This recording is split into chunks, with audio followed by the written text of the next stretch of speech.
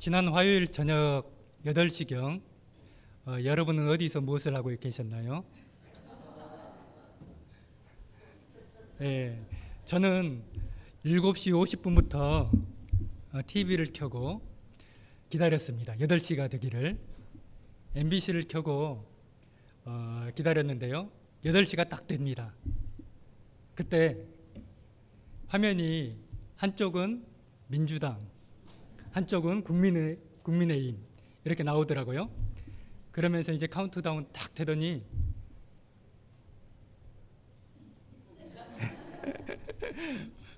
뭐가 나왔죠? 사전투표가 아니라 그 출구조사 결과가 나왔죠. 51점 몇 프로 이렇게 딱 뜨니까 민주당 의원들은 환호성을 지르면서 기뻐합니다. 일어서고 막 뛰는 사람이 있고 박수를 칩니다. 국민의힘 사람들은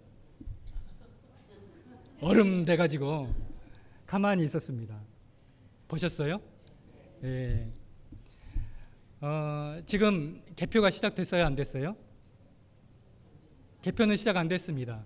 투표가 막 끝났습니다. 아직 개표는 시작도 하기 전입니다. 그런데 한쪽은 이미 승리한 것처럼 기뻐하고 즐거워합니다. 한쪽은 이미 졌다고 생각하고 침울해합니다. 예수님께서 우리를 구원하셨습니다. 완전한 승리를 우리에게 주실 것입니다. 그런데 지금 승리가 완전히 우리에게 주어졌습니까? 안 주어졌습니까? 천국에 가면 완전한 승리가 우리에게 주어질 것입니다. 그런데 아직 이 땅에 살기 때문에 우리는 때로 실패한 것 같고 우리는 때로 지는 것 같은 삶을 살아가고 있습니다. 그렇지만 무엇이 예정되어 있어요? 승리, 완전한 승리가 우리에게 예정이 되어 있습니다. 그렇다면 어떻게 살아야 되겠습니까? 이미 승리한 것처럼 살아야 되는 것입니다. 그러므로 이 시간 예배 드릴 때도 이미 우리는 승리했다, 이런 자세로 예배 드리는 우리 모두가 다 되기를 축원합니다. 예, 오늘 말씀해 보면요, 12절에 이삭이 그 땅에서 농사하여 라고 했습니다. 그 땅이 어떤 땅이냐면 26절 1절을 보면요, 아브람 때의 첫 흉년이 들었더니 그 땅에 또 흉년이 들매, 여기서 그 땅은 1절의 그 땅은 가나안 땅을 말합니다. 가나안 땅에 흉년이 들매 이삭이 그랄로 가서 블레셋 왕 아비멜렉에 이르렀더니, 가나안 땅에 흉년이 들었기 때문에 이삭이 어디로 갔습니까? 그랄이라는 곳인데 여기는 블레셋 땅입니다. 블레셋 사람들의 땅으로 갔습니다. 그러니까 가나안 땅에 흉년이 드니까 이민을 블레셋으로 간 것입니다. 그리고 그곳에서 농사를 했습니다. 그래서 12절에 그 땅은 블레셋 땅입니다. 블레셋 땅에서 농사를 지었는데 어땠습니까? 그 해에 100배나 얻었습니다. 어떻게 농사를 지었길래 100배를 얻을 수 있을까요? 요즘 같은 경우에도 농약 뿌리면서 농사를 지어도 100배 얻기는 쉽지 않을 것입니다. 그런데 이삭은 100배나 얻었습니다. 어떻게 이것이 가능합니까? 성경은 분명히 이야기합니다. 여호와께서 복을 주심으로, 여호와께서 복을 주셨기 때문에 그렇게 됐다라고 성경이 알려주고 있습니다. 13절에 보면 그 사람이 창대하고 왕성하여 마침내 거부가 되었다라고 했습니다. 거부, 우리나라식으로 하면 재벌입니다. 삼성도 처음에 이병철 회장이 정미소부터 시작했다라고 하잖아요. 쌀 사업부터 했습니다. 쌀 사업을 해서 재벌이 되었습니다. 이삭도 지금 재벌이 되었습니다. 얼마나 좋겠습니까? 삼성 정도 재벌이면 지금 쫄딱 망해도 평생 먹고 살 것 있지 않겠습니까? 이삭이 그랬습니다. 재벌이 됐습니다. 부럽죠? 평생 아무 일 하지 않고 놀고 먹어도 살 수 있는 재산을 이렇게 모았다는 것입니다. 누구 때문에요? 하나님께서 복을 주셨기 때문에 그렇게 되었습니다. 그런데 이삭이 부자가 된 다음에, 하나님의 복을 받은 다음에 문제가 생깁니다. 외국에서 방글라데시나 필리핀 사람이 우리나라에 왔습니다. 영암이나 강진에 가서 농사를 지었습니다.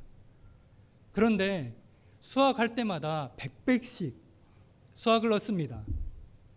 주변 모든 사람들보다 잘 살게 되었습니다. 좋겠습니까? 싫겠습니까? 우리는 농사를 안 지어서 좋겠지만 그 지역에 사는 농민들 입장에서는 어떻겠습니까? 조금 싫은 마음이 있지 않겠습니까? 우리는 평생 여기서 농사를 지었는데, 그렇게 부자 되지 못했는데, 저 방글라데시에서 온 사람이 굉장히 부자가 되었습니다. 굉장히 미워합니다. 그래서 블레셋 사람들이 이삭을 굉장히 미워하는데요.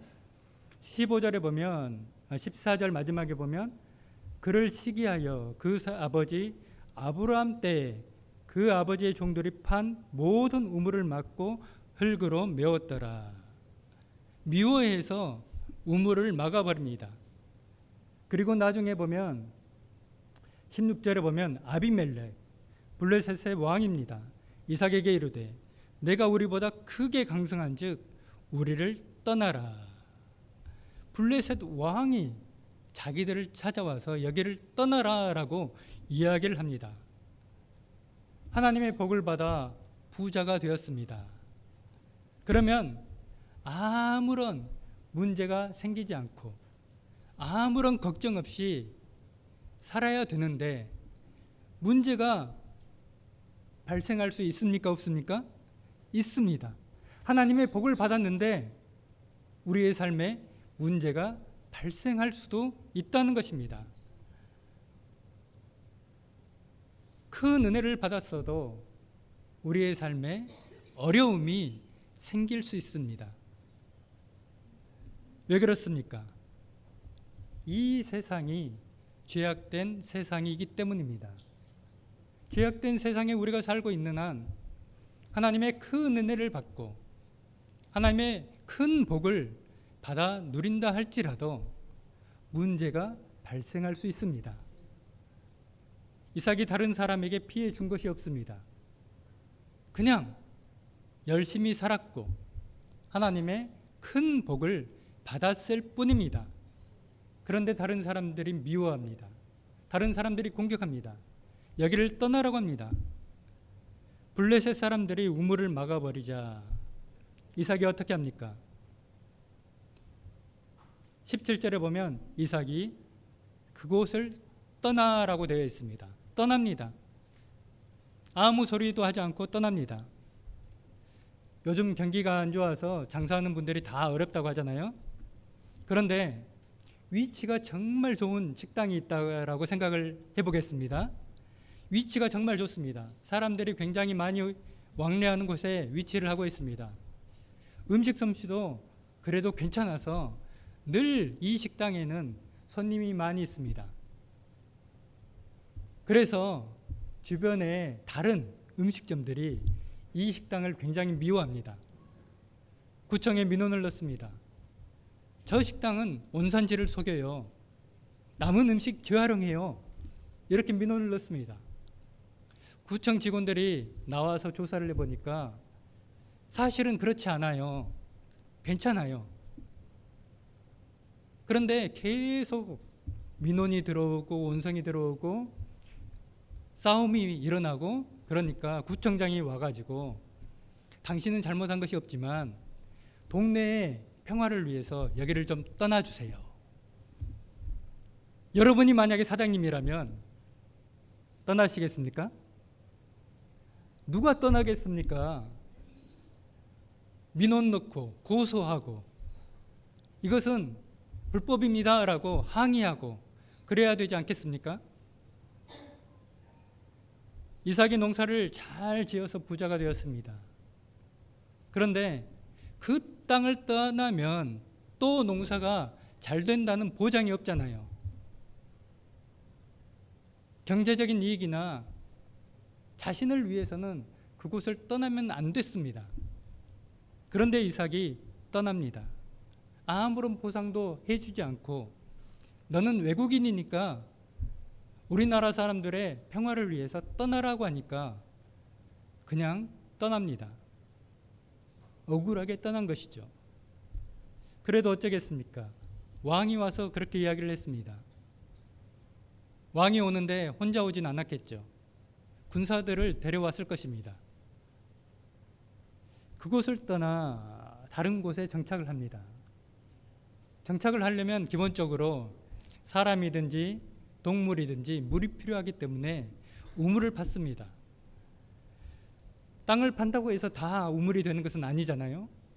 그런데 신기하게도 이삭은 우물을 굉장히 잘 팠습니다. 파는 곳마다 우물이 나옵니다. 문제는 그것도 뺏깁니다. 18절 중반부에 보면 블레셋 사람이 그 우물들을 메웠음이라. 또 그것도 메웠다는 것입니다. 20절을 보면 또 다른 곳에 가서 우물을 팝니다. 거기도 다툽니다. 21절에 또 다른 우물을 팠더니 그들이 또 다툼으로 그 이름을 신나라 했다라고 합니다. 굉장히 화가 나지 않겠습니까? 옮기는 곳마다 쫓아와서 판 우물을 다 메워버립니다. 그런데 이삭은 어떻게 합니까? 그곳을 빼앗기고 또 떠납니다. 싸우지 않습니다. 내가 잘못한 것이 없다라고 항변하지 않습니다. 그냥 빼앗깁니다. 답답하지 않습니까? 여러분의 가족이 만약에 어디서 장사가 잘 됐는데 옮기는 곳마다 이런 일을 당한다라고 생각하면 어떻겠습니까? 경찰에 신고하고 고소하고 그런 일이 발생하지 않도록 싸워야 되지 않겠습니까? 바보 같고 답답하고 어리석게 빼앗기기만 하고 그냥 다 빼앗기고 다른 곳으로 가버리고 맙니다. 하나님께서 복을 주셔서 부자 됐으면 계속 잘 되게 살 수 있도록 또 지켜주시면 좋았을 텐데 그러지 않고 하나님께 복 받은 이후에 이삭의 삶은 계속 빼앗기는 삶을 살고 있습니다. 22절을 보면 또 다른 우물을 팠는데요. 이삭이 거기서 옮겨 다른 우물을 팠더니 그들이 다투지 아니하였으므로 그 이름을 르호봇이라 하였더라. 르호봇이라는 이름은 장소가 넓다라는 의미입니다. 하나님께서 넓은 장소를 주셔서 이제는 빼앗기지 않겠구나 이런 마음을 담아서 우물 이름을 그렇게 지었습니다. 그런데 이번에는 누가 와서 우물을 메워버린 것도 아니고 빼앗아 간 것도 아닌데 이삭이 그 넓은 장소를 놔두고 또 이동을 합니다.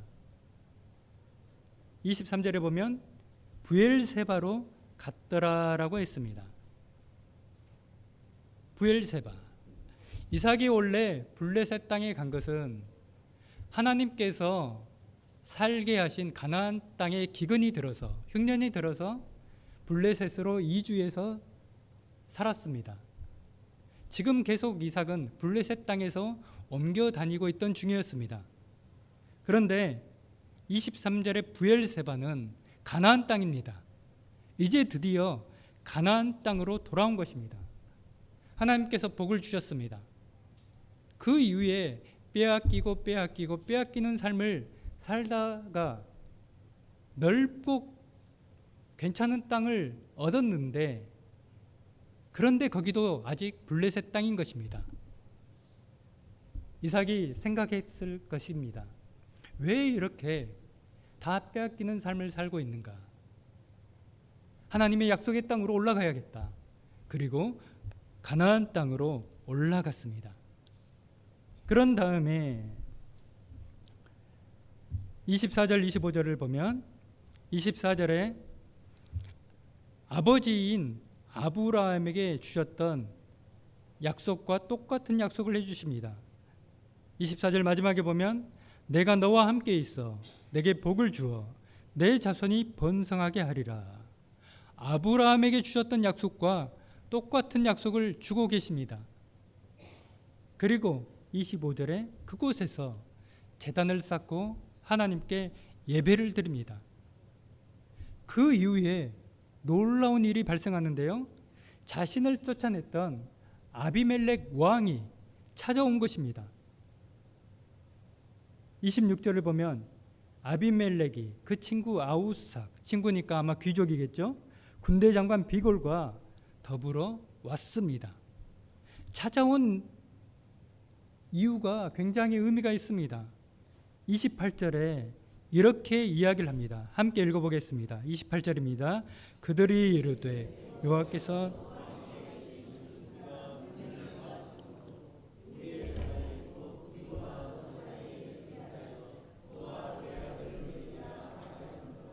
아멘. 이들이 진짜 하나님을 보았을까요? 여호와께서 너와 함께 계심을 우리가 분명히 보았다라고 합니다. 진짜로 하나님을 봤을까요? 이들이 본 것은 누구를 봤습니까? 이삭을 봤습니다. 이삭의 어떤 모습을 봤습니까? 억울하게 빼앗기는 모습을 봤습니다.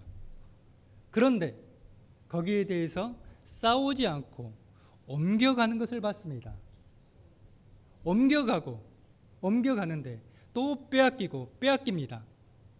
그럼에도 불구하고 싸우지 않고 계속해서 쫓겨나는 삶을 살고 있는데 잘 살고 있습니다. 그 이삭의 모습을 보면서 여호와께서 너와 함께 있음을 우리가 분명히 보았다라고 말하고 있는 것입니다. 우리는 우리의 감정을 앞세울 때가 있습니다. 우리의 생각을 앞세울 때가 있습니다. 우리의 자존심을 앞세울 때가 있습니다. 우리의 이익을 앞세울 때가 있습니다. 그래서 절대로 빼앗기지 않으려고 할 때가 많이 있습니다. 나를 높이려고 하고요. 나의 자존심을 앞세우려고 하고 내 생각만 앞세우려고 합니다. 이삭이 만약에 빼앗기지 않고 더불어 싸웠더라면 이삭은 자기 혼자 잘 먹고 잘 살다가 죽었을 수 있습니다. 그런데 다른 사람에게 하나님을 나타내는 삶을 살지 못했을 것입니다. 이삭이 힘이 없어서 당한 것이 아닙니다.